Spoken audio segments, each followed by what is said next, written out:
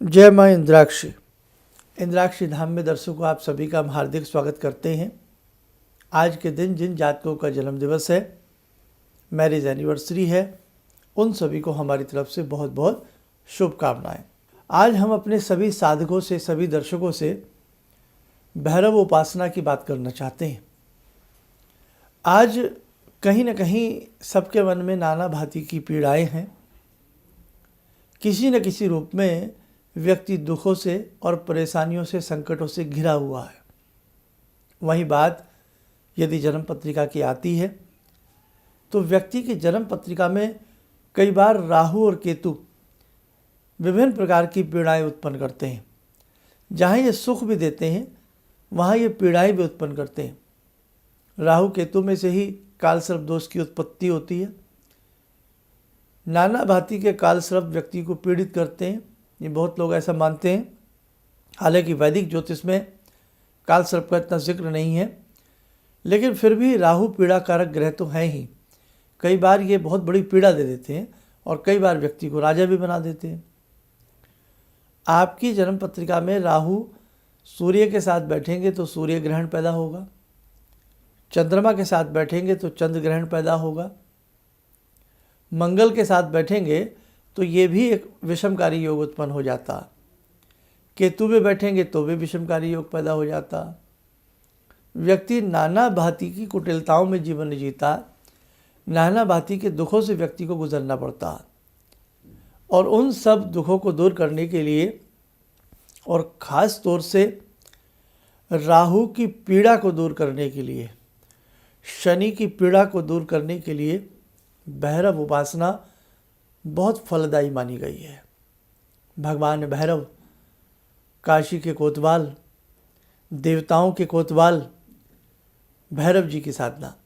भैरवाष्टमी मार्गशीर्ष कृष्ण पक्ष अष्टमी तिथि, मार्गशीर्ष का महीना हो, कृष्ण पक्ष हो, उसमें जब अष्टमी आती है तो ये भगवान भैरव की जन्म तिथि मनाई जाती है। काशी के कोतवाल हैं, इनका वाहन कुत्ता है। इनकी साधना के साथ साथ इनके वाहन की भी सेवा करनी चाहिए। चाहे उन्हें हम दूध पिलाएं, बिस्किट खिलाएं, लड्डू दें, कुछ भी दें, अच्छी चीज़ें, उनकी सेवा भी हमें करनी चाहिए। जो लोग काशी गए हैं उन्होंने भगवान भैरव के दर्शन भी किए होंगे। जो उज्जैन गए हैं उन्होंने महाकाल और भैरव के भी दर्शन किए होंगे। जैसे दिल्ली में भी पुराने किले में भैरव जी की स्थापना है। भैरव की उपासना थोड़ी तीक्ष्ण भी होती है और भैरव जी की उपासना सौम्य रूप में भी की जाती है। जो भी साधक भैरव के उपासक होते हैं अपनी मनोकामनाओं को तुरंत पूर्ण करा लेते हैं। भगवान भैरव पाश और दंड हाथ में लिए अपने जितने भी उनके सेवक साधक होते हैं बहुत शीघ्र उनसे प्रसन्न होते हैं। लेकिन मेरे दर्शकों, भगवान भैरव के नाना प्रकार के मंत्र हैं। जब भी आप इन्हें साधें तो किसी मर्मज्ञ व्यक्ति की आप देख रेख में भगवान भैरव की उपासना करें। लेकिन जो भैरव की सौम्य उपासना है, साधारण उपासना है, जैसे हम भी कह देते हैं कि भैरव जी के नाम का दीप लगाइए, कोई डर नहीं है। भैरव जी के नाम से लड्डू बाँटें, बर्फ़ी बाँटें, इमरती बाँटें और साथ ही भैरव जी को चोला भी चढ़ा सकते हैं। भैरव जी को नाना प्रकार के द्रव्य अर्पण करके उन्हें प्रसन्न कर सकते हैं। भैरव चालीसा प्रतिदिन पढ़ सकते हैं। भैरव स्तोत्र प्रतिदिन पढ़ सकते हैं। भैरव स्तोत्र पढ़ने से भी राहु की पीड़ा दूर होती है, शनि की पीड़ा दूर होती है। अब भगवान भैरव कौन है? कई बार लोगों को बड़ा कन्फ्यूज़न हो जाता है। एक भैरव हैं, जब आप वैष्णो देवी जाते हैं वो भैरव हैं, वो भगवान भैरव नहीं है। वो एक तांत्रिक के रूप में हुए हैं जिन्होंने भगवती से युद्ध करने का प्रयास किया और भगवती ने उनके शीश को काटा। तो वो भैरव हैं, वो भगवान भैरव नहीं है। वो भगवान शिव के अंशावतार नहीं है, क्योंकि जो ये भैरव हैं ये शिव रूप में ही माना जाता है इनकी भक्ति शक्ति को, और भगवान शिव से ही ये उत्पन्न हुए। तो इसलिए भैरव में और भगवान भैरव में बहुत फ़र्क है, ये हमारे सभी दर्शक ध्यान रखें।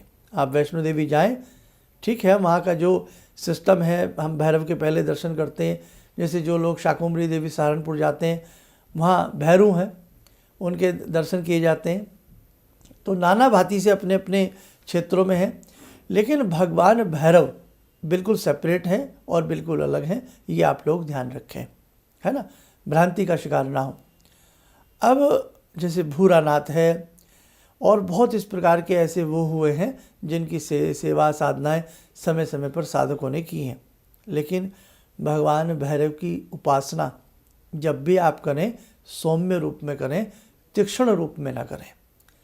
राजसी, तामसी कई प्रकार के इनके रूप होते हैं, लेकिन इनकी सौम्य रूप में साधना की जाए तो किसी भी प्रकार के वहाँ में निर्देशन की या किसी गाइड की कोई आवश्यकता नहीं है। साधारण रूप में हम उनकी सेवा साधना कर सकते हैं। आपकी जन्म पत्रिका में विद्यमान नाना भांति के ग्रह उन्हें बलिष्ठ बना सकते हैं। और जैसे मैंने बताया कि मार्गशीर्ष की अष्टमी कृष्ण पक्ष की हो, उस दिन भगवान भैरव की जन्म तिथि होती है। और यदि यही तिथि मार्गशीर्ष का महीना हो, कृष्ण पक्ष की अष्टमी हो, यदि ये रविवार या मंगलवार किया जाए तो सोने पे सुहागा होता है। देवताओं के कोतवाल हैं ये, काशी के कोतवाल हैं ये, नगर की सुरक्षा करते हैं ये, व्यक्ति के जीवन की सुरक्षा करते हैं ये। हमारी साधनाओं में ऐसे ऐसे देवताओं की साधनाएं हैं मेरे दर्शकों, यदि आप करें तो आपको रोमांच हो जाए। ऐसे बहुत साधकों का हमें भी आशीर्वाद प्राप्त हुआ है कि हमने साक्षात भगवान भैरव की एक प्रतिछवि को उनके संग देखा है। कई बार ऐसा हमें मौका मिला है ईश्वर कृपा से। भगवान भैरव की कई बार हमने भी स्वयं साधनाएं की हैं। बहुत बड़ी साधनाएं तो नहीं की हैं समय अभाव की वजह से, लेकिन काफ़ी हद तक जो भगवान भैरव की हमने साधनाएं की हैं तो एक अच्छी अनुभूति हमें भगवान भैरव की साधना करके प्राप्त हुई है। आपकी जन्म पत्रिका हो या हाथ की रेखाएं हों, कितनी भी कुटिल क्यों ना हो, घर का वास्तु कितना भी कुटिल क्यों ना हो, अगर आप वास्तव में भगवान भैरव की साधना करें, बड़ा लाभ मिले। रविवार के दिन आसपास के किसी भी भैरव मंदिर में जाएं, दीप जलाएं, भगवान भैरव को नुगदी के लड्डू चढ़ाएं। इमरती का भोग बड़ा पसंद है इन्हें, बाकले का भोग बहुत पसंद है इन्हें, और साथ ही में भल्ले जो होते हैं, मतलब बड़ा चटपटे देव भी हैं ये, है ना, चटपटा खान पान इनको बहुत पसंद होता है। और क्या बताएं आपसे। और इसमें जैसे हनुमान जी को लाल सिंदूर का लेपन किया जाता है, ऐसे ही भगवान भैरव को काले सिंदूर का लेपन किया जाता है। काला रंग जो होता है सिंदूर में, उसका इनको लेपन किया जाता है। बड़ा प्रसन्न हो जाते हैं, मस्त हो जाते हैं एकदम। इमरती, लड्डू, भल्ला, बाकला, ये सब चीज़ें इन्हें बहुत प्रिय हैं। बताशे का भोग बहुत प्रिय है। और दूसरी बात ये भी है कि इनकी साधना सौम्य रूप में करें। रविवार के दिन हो, चाहे इनको लेपन करें, चोला चढ़ाएं, और रविवार के दिन ही इनको भल्ले आदि अर्पण करें। शनिवार के दिन भी कर सकते हैं। सरसों का तेल का दीप इन्हें प्रिय है, सरसों के तीक्ष्ण है ना, इसलिए सरसों के तेल का दीप जलाइए इनके सामने मंदिर में जा कर के। और घर में भी यदि जलाना है तो इनके नाम से सरसों के तेल का ही दीप जलाएं, बड़ा अच्छा फल मिलता है। लड्डू रविवार 2 लड्डू इनको चढ़ाइए। भैरव चालीसा इनके सामने बैठ करके पढ़िए। भैरव जी के 108 नाम, ओम ह्रीं भैरवाय नमः, ओम ह्रीं भूतनाथाय नमः, ओम ह्रीं भूतात्मने नमः, ओम ह्रीं भू भावनाय नमः, ओम ह्रीं क्षेत्रपालाय नमः, ओम ह्रीं क्षेत्रदाय नमः, ओम ह्रीं राजे नमः। नाना भांति के इनके 108 नाम हैं। ये प्रतिदिन यदि इनके नाम से पढ़े जाएं तो हम आपको विश्वास दिलाते हैं कि राहु की मजाल नहीं कि आपकी तरफ निगाह उठा ले, राहु की हिम्मत नहीं कि आपकी कुंडली में कुछ भी छेड़छाड़ हो जाए। यस भाई, पावर से भी तो ऊपर पावर है और उसके ऊपर सुपर पावर है? मानते हो ना। एक कक्षा में मॉनिटर होता है, उससे बच्चे डर जाते हैं, शिकायत कर देंगे हमारी। अब मॉनिटर से ऊपर शिक्षक होते हैं, शिक्षक से ऊपर प्रिंसिपल होते हैं। एक डिसिप्लिन की अगर हम बात करें तो ऐसे ही पावर से ऊपर पावर, फिर सुपर पावर होती है। तो यदि राहु कहीं छेड़छाड़ कर सकते हैं तो भैरव उस छेड़खानी को फिट भी कर सकते हैं। ऐसे हनुमान जी की साधना है, किसी अंक में बताऊंगा। तो आप जो है हर शनिवार या रविवार भैरव जी के 108 नाम, भैरव उपासना, 2 लड्डू नुगदी आदि के चढ़ा करके किसी आसपास के मंदिर में जाके दीप लगाएं सरसों के तेल का, और भैरव जी की उपासना करें। चालीसा पढ़ें, मीठा पान चढ़ा सकते हैं और भैरव जी के 108 नाम पढ़ सकते हैं। भैरव जी के नाना भांति के मंत्र हैं। ओम ह्रीम भैरवाय नमः, ओम ह्रीम बटुकाय आपदुधारणाय, कुरु कुरु बटुकाय ह्रीम ओम, नाना भांति के मंत्र हैं। लेकिन आज मेरा सिर्फ ये उद्देश्य था कि भैरव की साधना को सुनकर के बहुत व्यक्ति डर जाते हैं। ऐसा नहीं है, ऐसा नहीं है। ये भगवान भैरव हैं, शिव का रूप है, शिव का अवतार हैं। क्या समझ रहे हैं आप? बहुत भ्रांतियाँ हमारे देश में हमारी साधनाओं को लेकर के फैलाई गई। यहाँ तक भी ऐसे कुछ मैंने मस्त कलंदर देखे हैं कि हर मंत्र को कह देते हैं कि ये किलित है, इसका पासवर्ड आएगा तब ये अरे उन पागलों से कोई पूछो, क्या मंत्रों के भी पासवर्ड होते हैं? ऐसा होता तो महर्षि वेद व्यास जी से ज़्यादा तो आप ज्ञानी नहीं हैं, आप तुलसीदास जी से ज़्यादा तो ज्ञानी नहीं हैं। तो क्या तुलसीदास जी रामायण में कोई पासवर्ड ना लिखते? क्या वेद व्यास जी कोई अपने पुराणों में बहुत सारी ऐसी चीज़ों में क्या पासवर्ड ना लगा देते? ऐसा नहीं है मेरे दर्शकों, ऐसा नहीं है। न साधना वो लोग करते हैं, न साधना की ABCD जानते हैं, और आपको साधना नहीं करने देते हैं, आपको डरा देते हैं। हमारे धर्म को खंड खंड रूप में बांटा जाता है, तोड़ा जाता है, हम लोगों को भगवान से विमुख किया जाता है, हमें डराया जाता है भगवान के नाम पे। इसलिए मेरा मंतव्य एक ब्राह्मण होने के नाते, और इतना बड़ा परिवार, आप हमसे ऐसे ही थोड़ी जुड़ गए हैं। आज 11-12 लाखों की संख्या में आप इस इंद्राक्षी परिवार से जुड़े हैं, धाम से जुड़े हैं, फेसबुक पर जुड़े हैं, ट्विटर पर जुड़े हैं, व्हाट्सएप पर जुड़े हैं, इंस्टाग्राम पर जुड़े हैं। आप ऐसे ही थोड़े हमसे जुड़ गए। इसलिए मेरे दर्शकों, आप यदि हमारे साथ सच्चे दिल से जुड़े हैं तो हम उससे भी कहीं ज़्यादा सच्चे दिल से आपसे जुड़े हुए हैं। आइए, समय हो चला है, भगवान भैरव की बात की है, भैरव जी की ध्यान माला का। ओम करकलित कपाला कुंडली दंडपाणी स्तरुण तिमिर नीलो व्याल यज्ञोपवीते क्रतु समय सपर्याद विघ्न विच्छेद हेतुर जयति बटुकनाथा सिद्धिदा साधकानां, जयति बटुकनाथा सिद्धिदा साधकानां। ओम देव्यराज्य सेव्यमान पावनाग्रिपङ्कजं व्यालयज्ञसूत्रमिन्दुशेखरं कृपाकरं नारदादियोगवृन्दिवन्दितं दिगम्बरं काशिकापुरादिनाथ कालभैरवं भजे। भानुकोटिभास्वरं भवाब्दितारकं परं नीलकण्ठमीप्सितार्थदायकं त्रिलोचनं कालकालमम्बुजाक्षमक्षशूलमक्षरं काशिकापुरादिनाथ कालभैरवं भजे।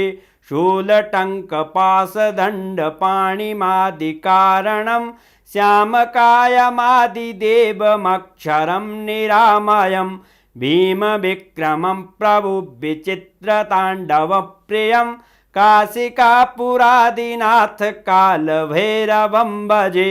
भुक्तिमुक्तिदायकं प्रशस्तचारुविग्रहं भक्तवत्सलं समस्तलोकविग्रहं भूतसङ्गनायकं विशालकीर्तिदायकं काशीवासलोकपुण्यपापशोधकं विभुं नीतिमार्गकोविदं पुरातनं जगत्पतिं काशिकापुरादिनाथ कालभैरवं भजे। काशिकापुरादिनाथ कालभैरवं भजे। कवच बना लें, ध्यान करें भगवान भैरव का।